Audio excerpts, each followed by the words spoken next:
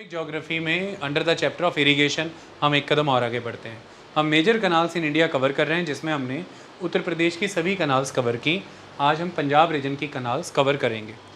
Punjab reason की canals में सबसे पहला कॉन्सेप्ट ये है कि पंजाब में heavy development of the canals किया गया था। आज अगर 2020 का आंकड़ा देखते हैं तो जो total irrigated total irrigated area of Punjab है उसका 20% अंडर कनाल इरीगेशन है, 20 to 21%। लेकिन एक समय में ऐसा नहीं था। आज से बहुत पहले के समय की बात करें तो total irrigated area of the Punjab का 40% एरिया अंडर कनाल इरीगेशन था। ओके, कनाल इरीगेशन से जुड़ी कुछ कहानियाँ हैं जो समझाते हैं आपको। देखिए, कनाल इरीगेशन के रिलेटेड मुगलों ने भी काम किया पंजाब में, और जिस कनाल की अभी हम बात कर रहे हैं वो अपर बारी दोआब कनाल है। अपर बारी दोआब कनाल को समझाऊं उसके पहले कुछ बातें समझाता हूँ। एक मौजूदा काम जो यहाँ पे हुआ दिखता है रावी नदी से एसोसिएटेड, वो है हांसली कनाल। जानते हैं हांसली कनाल किसने निकाली थी?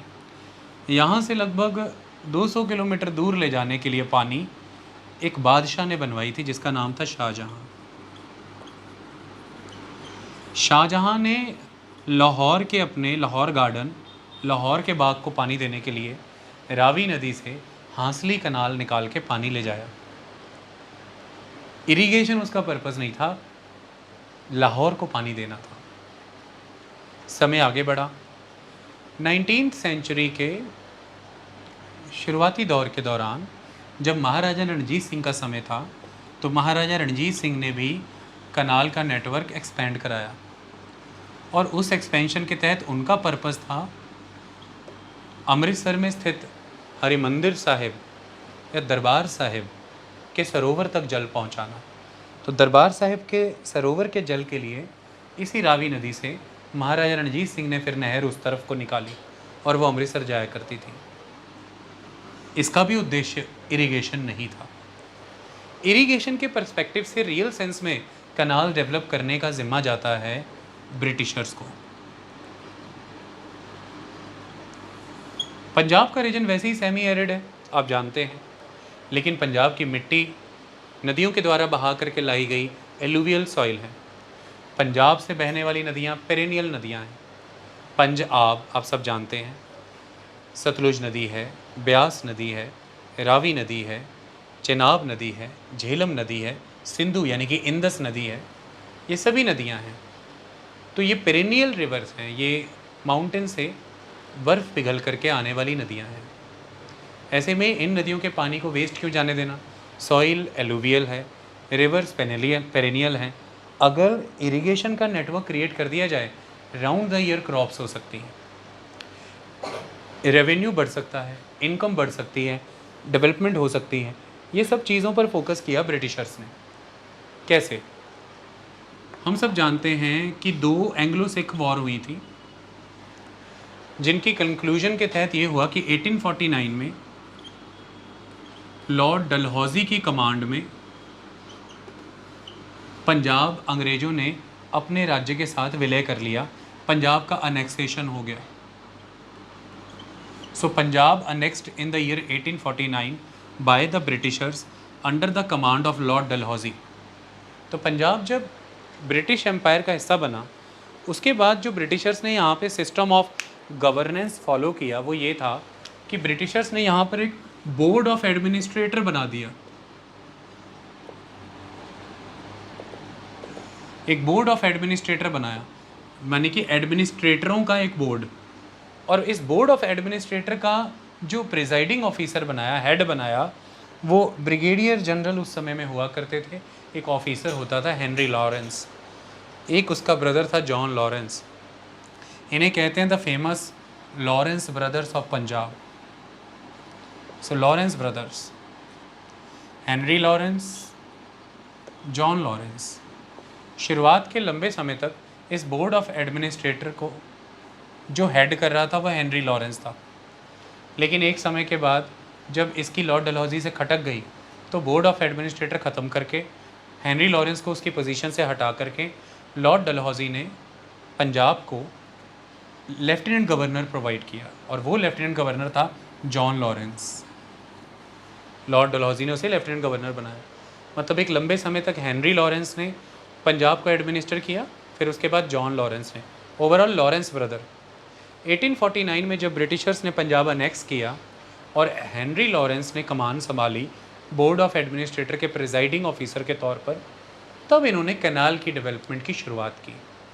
तो लॉरेंस ब्रदर को ये क्रेडिट जाता है कि इन्होंने एग्रीकल्चर की फील्ड में प्रोडक्शन को बढ़ाने के लिए, एग्रेरियन सोसाइटी में रिफॉर्म्स लाने के लिए एक्सटेंसिवली कनाल्स नेटवर्क डेवलप किया। ओके, और उसके बाद तभी से इन रीजन्स में कनाल कॉलोनीज़ का टर्म एग्जिस्टेंस में आया।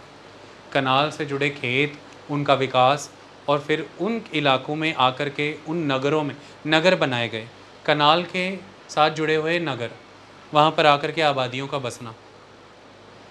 ऐसा एक उदाहरण है कि जब बीकानेर के शासक ने राजस्थान में सूखे की मार झेल रहे इलाके को आबाद करने के लिए सतलुज नदी से एक कनाल निकाल करके जब बीकानेर के उन सूखे पड़े इलाकों में पानी दिया, शासक थे गंगा सिंह, महाराजा गंगा सिंह। तो गंगा सिंह के द्वारा वो कनाल ले जाई गई, कनाल का नाम हुआ गंगा कनाल, इसी को बीकानेर कनाल भी कहते हैं। लेकिन कनाल के बेल्ट में लोग बसाने ज़रूरी थे ताकि खेती हो सके। बड़े पैमाने पर साउदर्न पंजाब से लोग ले जा कर के गंगा सिंह ने उस इलाके में बसाए जहाँ से कनाल निकलती थी, इसलिए उन्होंने एक नगर स्थापित किया। तो क्योंकि गंगा सिंह के द्वारा गंगा कैनाल के इलाके में स्थापित हुआ, वो गंगा नगर हुआ, तो इट वॉज श्री गंगानगर। तो श्री गंगानगर में आपको सिख कम्युनिटी बहुत मिलेगी जो साउदर्न पंजाब से गए हैं, मालवा के क्षेत्रों से, इसलिए गंगानगर के सिखों के रिश्तेदार तकरीबन पंजाब के साउदर्न इलाके में, मालवा में। हम जब राजस्थान की कनाल्स करेंगे, मैं अच्छे से गंगा कनाल यानी कि बीकानेर कनाल और इंदिरा गांधी कनाल कराऊंगा। अभी हम अपर बारी दोआब कनाल पर ध्यान दें। तो कनाल का नेटवर्क एक्सटेंसिवली डेवलप किया गया इस समय में। आगे जाकर के ब्रिटिशर्स ने सिर्फ इरिगेशन पर्पसेस से कनाल का पानी यूज़ किया हो, ऐसा नहीं है। कनाल का पानी हाइड्रो पावर प्रोजेक्ट के लिए भी यूज़ किया गया। उसके लिए उस समय में हेडवर्क्स बनाए गए, पानी को रोका गया, फिर ग्रेविटी फ्लो में पानी टरबाइंस में गिराया गया, और उस समय में वो सारी मशीन्स ब्रिटिशर्स स्विट्ज़रलैंड से लेकर के आए थे। मैं आपको वो हेडवर्क्स भी अभी दिखाऊंगा। समय बदला, सन 2000 से 2005 के बीच में रंजीत सागर डैम अपने फुल एग्जिस्टेंस में आ गया, जो कि रावी नदी पर ही बना है, जिसे थीन डैम भी कहते हैं। It's a Ranjit Sagar dam या थीन डैम। रंजीत सागर रिजर्वायर है वहाँ पर। जब उसका पानी, हमने और पानी रोक लिया रावी का कि वो पाकिस्तान में ना जाए, उसको आगे फर्दर कैसे बेटर यूटिलाइज़ करना है, उसके लिए हमने नए मॉडल पर फिर से रंजीत सागर डैम के साथ कंपैटिबिलिटी बनाते हुए अपर बारी दोआब को फिर से रेनोवेट किया, नए मॉडल पर विकसित किया। ओके, अब हम आते हैं, हम इसे अपर बारी दोआब क्यों कहते हैं। पहले ये सिंपली बारी दोआब कहलाया करती थी। समय बीत जाने के बाद एक लोअर बारी दोआब भी क्रिएट की गई। लोअर बारी दोआब के आ जाने के बाद इसका नाम हो गया अपर बारी दोआब। ये अपर बारी दोआब कहाँ पर खड़ी है? ये दोआब में से फ़्लो करती है। दोआब को समझने के लिए ज़रूरी है कि कितने दोआब एग्जिस्ट करते हैं और हम उस किसको दोआब कहते हैं।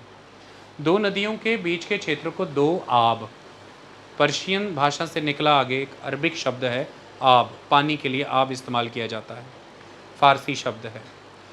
तो दो नदियों के बीच का क्षेत्र दो आब, ऐसे में ये दोआब बनते हैं। आप ध्यान से देखिए, मैं इमेज को थोड़ा रीमास्टर कर दूं और क्लियर हो जाए, ताकि आपको ये सारा क्लियर हो जाए, समझ आ जाए, बस दिमाग से क्लियर ना हो जाए। ध्यान से देखिए,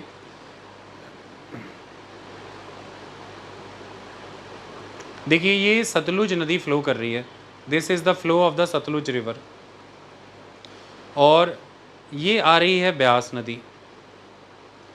तो ब्यास और सतलुज के बीच का ये जो सारा इलाका है, दो नदियों के बीच का दोआब, तो ब्यास और सतलुज के कॉम्बिनेशन से बना है बिष्ट दोआब। जलंधर बिष्ट दोआब में आता है। उसके बाद ये ब्यास है, ये देखिए ये ब्यास, आगे चलते हैं, ये आगे तो सतलुज फ्लो कर रही है क्योंकि ब्यास सतलुज में मिल जाती है। तो ये ब्यास और रावी, ये रावी है, इसके बीच का ये सारा का सारा दोआब ब्यास और रावी के बीच का बारी दोआब, बारी दोआब, हम इस बारी दोआब की बात कर रहे हैं। इसके ऊपर आप चाहेंगे, ये रावी नदी बह रही है, ये चिनाब नदी बह रही है। चिनाब और रावी के बीच का दोआब, चिनाब और रावी यानी कि रावी और Chenab, that is Rachna Doab, Rachna Doab. Bist Doab, Bari Doab, Rachna Doab, this is Bist Doab, this whole one is the Bari Doab, this is the Rachna Doab. Chenab और झेलम के बीच का, यानी कि झेलम और चिनाब के बीच का, दैट इज़, ये जच लिखा है यहाँ पे चज आएगा, Chaj Doab. Okay, it's Chenab and Jhelum, that is Chaj Doab. तो this one is the Chaj Doab, ये रहा सारा ब्लू कलर का। उसके ऊपर सिंध नदी का, यहाँ पर देखिए, this one is the Indus river, this one is the Jhelum river. तो ये पूरी इंदस फ्लो कर रही है नीचे पाकिस्तान के इलाके में। ये सारा येलो कलर का, this one is the Sindh नदी का सागर है, सिंध सागर दोआब। तो झेलम नदी के आगे सिंध सागर दोआब है, झेलम और चिनाब के बीच चज दोआब है, चिनाब और रावी के बीच चिनाब और रावी के बीच में रचना दोआब है, रावी और ब्यास के बीच में बारी दोआब है, ब्यास और सतलुज के बीच में बश्त दोआब है। इसमें से हम इस बारी दोआब की बात कर रहे हैं। अब ये जब बारी दोआब की हम बात कर रहे हैं, तो यहाँ पर नहर कहाँ से निकाली गई है? रावी नदी से ही निकाली गई है। पंजाब का डिस्ट्रिक्ट है पठानकोट, एकदम नॉर्थ पे है। जम्मू कश्मीर से वहाँ पर पंजाब बॉर्डर शेयर करता है। स्पेसिफिक डिस्ट्रिक्ट जो बॉर्डर शेयर कर रहा है वो पठानकोट है। और पठानकोट में एक जगह है माधोपुर, माधोपुर में रावी नदी से ये काटी गई है। तो जब आप हाईवे पकड़ करके वाया पठानकोट जम्मू जाना चाहेंगे, तो रावी नदी के इस तरफ आपको माधोपुर मिलेगा, उस तरफ लखनपुर मिलेगा। माधोपुर जब आपको मिल जाएगा, तो माधोपुर के किनारे किनारे ही आप देखना एक कनाल निकली हुई है, वो आपके साथ साथ चलती है। जब वो नदी आने से पहले पहले, जब आप जालंधर की तरफ से पठानकोट जाएंगे, माधोपुर हेडवर्क जो है, द माधोपुर हेडवर्क, वो इज़ द प्लेस जहाँ से बारी अपर बारी दोआब कनाल मैनेज होती है। तो अपर बारी दोआब कनाल में अपर शब्द, क्योंकि अपर एरिया, बारी मने ब्यास और रावी का दोआब, और दोआब वर्ड तो आपको क्लियर ही हो गया है। ऐसे में ज़रूरी है कि आप ये डिस्ट्रिक्ट्स देखें पंजाब के। दीज आर द डिस्ट्रिक्ट्स, देखिए इन डिस्ट्रिक्ट्स में ये तो साउदर्न डिस्ट्रिक्ट्स हो गए। हम ऊपर चलते हैं, ये सेंट्रल हो गए। हम ऊपर चल रहे हैं, ये देखिए ये सारा पाकिस्तान जा रहा है। पाकिस्तान के साथ पंजाब के डिस्ट्रिक्ट जो टच कर रहे हैं, फाजिल्का टच कर रहा है, फ़िरोज़पुर टच कर रहा है, तरन तारण टच कर रहा है, अमृतसर टच कर रहा है, गुरदासपुर टच कर रहा है, पठानकोट 1 2 3 4 5 6। तो पंजाब के कुल 6 डिस्ट्रिक्ट पाकिस्तान को टच करते हैं। पठानकोट, गुरदासपुर, अमृतसर, तरन तारण, फ़िरोज़पुर और फाजिल्का। फ़रीदकोट टच नहीं करता है, कईयों को गलती लग जाती है कि फ़रीदकोट कर रहा है, बट वो नहीं करता है। ओके, अब यहाँ पर हम बात करेंगे, नॉर्थ में जा रहे हैं, तो क्योंकि जम्मू कश्मीर की तरफ से आएगी रावी इस तरह से, तो ये यहाँ पर दिस इज़ द पठानकोट। तो यहाँ पर हम माधोपुर में हेड वर्क बना करके उसका पानी काटते हैं और नीचे की तरफ ले जाते हैं। तो पानी कहाँ जाएगा? पठानकोट को मिलेगा, नीचे गुरदासपुर को मिलेगा, अमृतसर को मिलेगा, इन इलाकों को पानी मिलता है। अनडिवाइडेड पंजाब जब था तब लाहौर को भी पानी मिला करता था। ओके, तो इस तरह से कनाल आगे चली जाती है, लाहौर को भी पानी मिलता है। तो आज की डेट में भारत में जो बचे हुए हैं वो Pathankot, Gurdaspur, Amritsar, this is the flow. 3119 kilometre सारी डिस्ट्रीब्यूटरी मिला करके टोटल लेंथ है कनाल की, 3119 किलोमीटर, 3119 किलोमीटर के आसपास इसकी टोटल लेंथ है।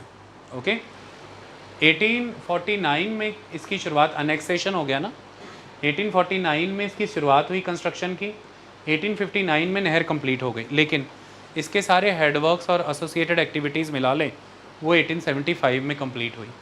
क्रेडिट जाता है the Lawrence brother, Henry Lawrence and the John Lawrence, इस चीज़ का ध्यान रखना है। अब हम पढ़ लेते हैं कि यहाँ पर हमने लिखा क्या है। In early days canal irrigation accounted for about 40% of the total irrigated area in Punjab, but the share of canal irrigation fell down to 21% in 2020. The reason being, Punjab में ग्रीन रेवोल्यूशन अपनाया गया, और ग्रीन रेवोल्यूशन आ जाने के बाद Punjab heavily depend हुआ tubewell and well irrigation पर, ख़ास तौर पर ट्यूबवेल इरीगेशन। और आज की डेट में 70% के अबव पंजाब में ट्यूबवेल इरिगेशन किया जाता है। उसी ने कनाल इरिगेशन के महत्व को गिरा दिया, तो धीरे धीरे उसका महत्व गिर गया, क्योंकि ग्रीन रेवोल्यूशन में जैसा इरिगेशन रिक्वायर्ड है वो ट्यूबवेल के द्वारा ही सपोर्ट होता है। Okay, first canal of Punjab is upper Bari Doab canal. This canal is taken from the Ravi river, तो ये कभी नहीं भूलना है, ये रावी रिवर से ली गई है। At Madhopur near the Pathankot, Madhopur से निकाली गई है, पठानकोट डिस्ट्रिक्ट है पंजाब का। Construction started in 1849 and completed in 1851. The canal irrigated Gurdaspur, Amritsar and Lahore districts of undivided Punjab. Canal spread over a length of 3,119 km, continues to provide water to the regions of Pathankot, Gurdaspur, Batala, Amritsar. Gurdaspur में ही बटाला आ जाता है, गुरदासपुर ज़िले में ही बटाला आता है। सो पठानकोट, गुरदासपुर, बटाला, अमृतसर में जो बह रही है वो अपर बारी दोआब कनाल का ही नेटवर्क है। आज के समय में गवर्नमेंट ने इसकी ब्यूटिफिकेशन, इसकी टूरिज़्म वर्थ को समझते हुए टूरिज़्म प्रमोशन के काम शुरू किए गए। पठानकोट में और अमृतसर में साइमल्टेनियसली ही इसको डेवलप किया जा रहा है, जिसके तहत पेडेस्ट्रियन डेवलप किया जा रहा है, पार्क्स बनाई जा रही हैं, क्लीनलीनेस के प्रोग्राम्स बनाए जा रहे हैं और कई और सारी टूरिस्ट अट्रैक्शन की चीज़ें बनाई जा रही हैं, जो मैं चाहता हूं कि आप थोड़ा सा देखें, आपको क्लियर हो। सबसे पहली जो चीज़ हम डिस्कस करना चाहते हैं वो ये कि ये हेडवर्क आज की डेट में टूरिस्ट स्पॉट बना हुआ है। Look at the heaviness of the headwork, it was so, ये देखिए लोगों का साइज़ क्या लग रहा है, कुछ भी नहीं।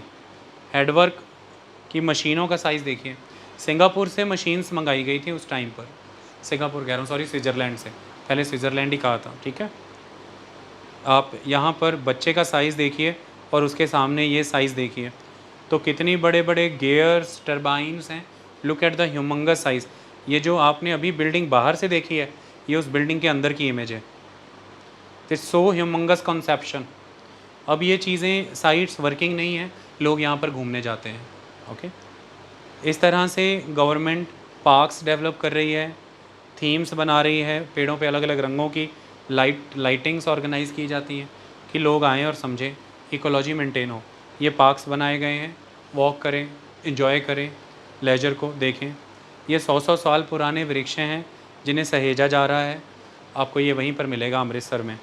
ये वो एरियाज़ हैं जो रिजर्वायर्स थे जिनमें पहले पानी भरा रहता था, अब ये रिजर्वायर्स खाली हैं, तो अब ये टूरिस्ट स्पॉट में बदल चुके हैं, तो ये भी लोकेशन आपको वहीं पर मिलेगी। तो this is the system. Punjab में आपको पूछा जाए कि पंजाब की ओल्डेस्ट कनाल कौन सी है, जैसे उत्तर प्रदेश में आपको टेक्निकली पूछा जाए कि उत्तर प्रदेश की ओल्डेस्ट कनाल कौन सी है, so answer is the eastern Yamuna canal. Oldest canal के बारे में पूछा जाए तो ईस्टर्न यमुना कनाल हमने पढ़ा था। ऐसा ही अगर इसके बारे में पूछा जाए कि ओल्डेस्ट कनाल कौन सी है, तो answer is the upper Bari Doab कनाल। ये पंजाब की ओल्डेस्ट कनाल में काउंट होती है, क्योंकि ये शुरुआती दौर में ही निकाल दी गई थी। ओके, हमने कल ये उत्तर प्रदेश की ओल्डेस्ट कनाल के बारे में देखा था, ईस्टर्न यमुना कनाल ही था ना, कोई कन्फ्यूजन तो नहीं ना।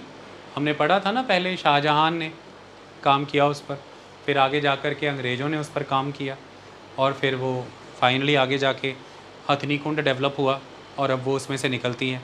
मैंने बताया था शाहजहां ने न्यूली बिल्ड शाहजहानाबाद या ओल्ड दिल्ली के लिए पानी लेने के लिए एक कनाल क्रिएट की थी।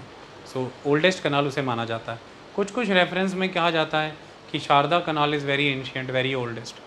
टेक्निकली जो हर जगह पे सोर्स मिलेगा वो यही कि eastern Yamuna canal is oldest in the Uttar Pradesh. Okay, ऐसे ही पंजाब में अपर बारी या सिंपली बारी Doab canal, Bari BDC, it is the oldest canal of Punjab. इसके बाद आती है पंजाब की भारी भरकम नहर, जिससे अबोहर को, जिसके आगे लिंक हैं, अबोहर लिंक है, पटियाला लिंक है, Patiala branch, Abohar branch, Ghaggar branch, ये सारी उसकी ब्रांचेज़ हैं। मतलब इतनी एक्सटेंसिव है कि सारा एरिया ही कवर कर रही है। मैं आपको एक बार मैप के वाया दिखाना चाहता हूँ, आप देखेंगे तो आपको समझ आएगा।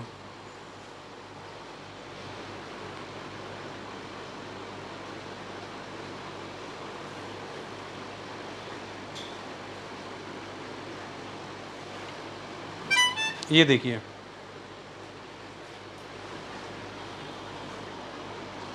शायद इमेज उतनी क्लियर नहीं आ रही होगी। नहीं नहीं ये नहीं, ये इमेज, हाँ जी, शायद इमेज अभी उतनी क्लियर नहीं आ रही होगी, बट बाद में आ जाएगी। मैं दूसरी इमेज दिखाऊंगा, क्लियर हो जाएगा। तो दिस इज़ दिस यहाँ पर आपको देखना है कि यहाँ से निकल रही है, आगे बह रही है, फिर यहाँ से निकलेगी और बहेगी द सरहिंद कनाल। सरहिंद कनाल की ब्रांचेस देखिए, Abohar branch, Bathinda branch, Kotla branch, Ghaggar branch, Bhakra branch. ये कोटला और घग्गर ब्रांच है जो हरियाणा के हिसार और सिरसा को पानी प्रोवाइड करती है। तो आप जब हाईवेज़ पे यहाँ से जाते हैं, पहले आपको रूपनगर रोपड़ के पास ये नज़र आता है, फिर आप आगे और जाते हैं, हरियाणा में एंटर होते हैं, जगह जगह पर एक कनाल आपको इनकाउंटर करती है, वो सरहिंद कनाल और उसकी ब्रांचेज़ हैं। ये पटियाला ब्रांच है। सो अलग अलग ब्रांचेज़ उसकी, ये सारा लंबा चौड़ा पूरा देखिए पंजाब का southern region A to Z cover किया हुआ है सरहिंद कनाल ने। Okay, this the very very famous canal of Punjab. अब हम सरहिंद कनाल के बारे में पढ़ते हैं। नेक्स्ट कनाल है सरहिंद कनाल पंजाब की। आप इसे लाइफलाइन ही मान लीजिए मालवा रीजन की। पंजाब के साउदर्न मालवा रीजन के डिस्ट्रिक्ट्स जितने भी हैं, सेमी एरिड एरिया में कवर होते थे, बरसात कम रहती थी। इस कनाल ने जीवन बदला, एग्रीकल्चर को बहुत प्रॉस्पेरिटी ऑफर की। कैसे, उसका पहले सिस्टम समझो। कहाँ से निकलती है ये? इसकी रिवर कौन सी है? River is Sutlej. It is associated with the Sutlej river. Sutlej river पहाड़ों को, हिमालय पर्वतों को छोड़ करके ज़मीनी इलाकों में आती है, पंजाब के रूपनगर और रोपड़ के इलाके में। It is important area. उसके पीछे आप जाते हैं तो आपको भाखड़ा नंगल एरिया मिलता है, जहाँ पर वो नीचे गिर रही है। तभी तो हमने वहाँ पर हाइड्रो पावर प्रोजेक्ट्स बनाए, डैम बनाया गया है। रूपनगर और रोपड़ का इलाका माना जाता है जहाँ पर वो मैदानों में आ चुकी होती है। ओके, रूपनगर कहते थे पहले, रोपड़ कहते थे, रूपनगर उसका नाम है। वहीं पर सतलुज नदी पर हेडवर्क बनाया है सरहिंद नदी का, सरहिंद कनाल का। तो सरहिंद नहर काटी गई है सतलुज नदी से रोपड़ में हेडवर्क बना करके।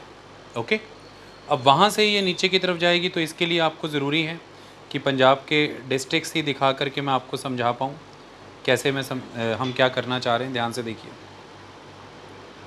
ये देखिए, ये पंजाब आपने देखा, तो पंजाब में ये आपको नज़र आ गया रूपनगर, जिसे रोपड़ कहते थे हम, इस द रूपनगर। तो रूपनगर से ये जब निकलती है सतलुज नदी से कनाल, तो ये साउथ वेस्ट की तरफ जाती है। South west then west. Ludhiana में दोराहे पे जाती है, ये दोराहा जगह है।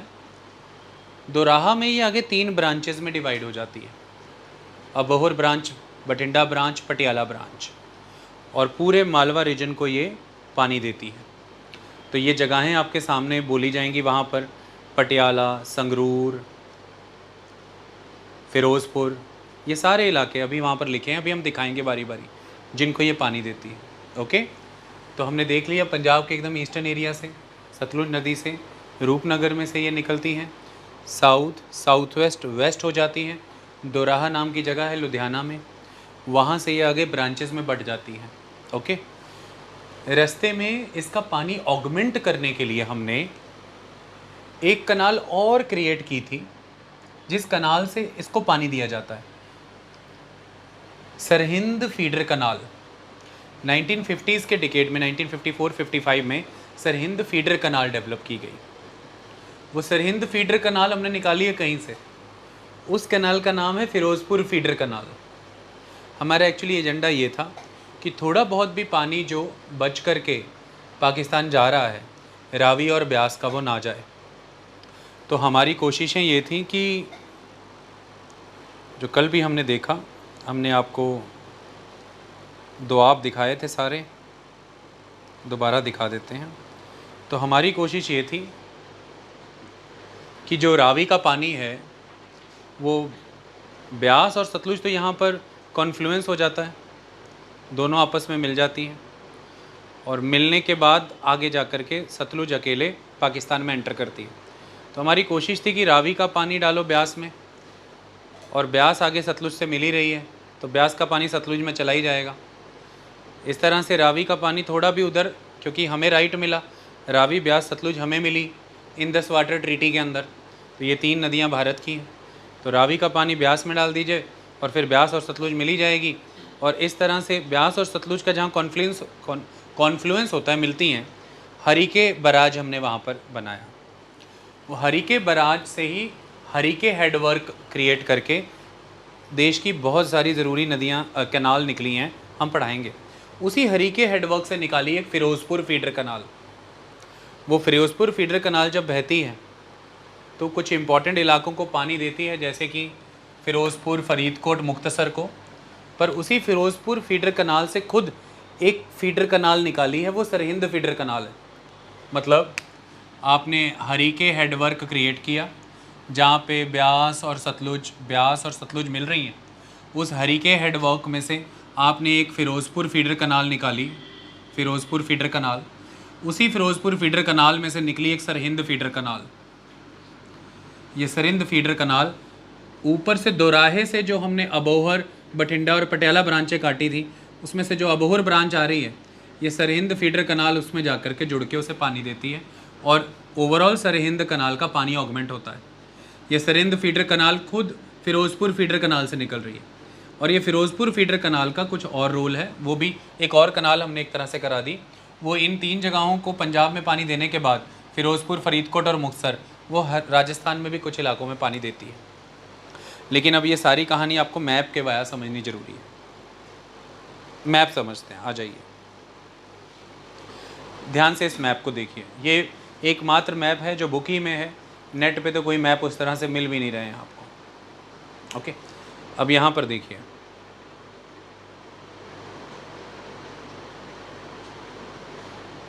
ये जो ऊपर है ये भाखड़ा नंगल आपको दिखाया गया है।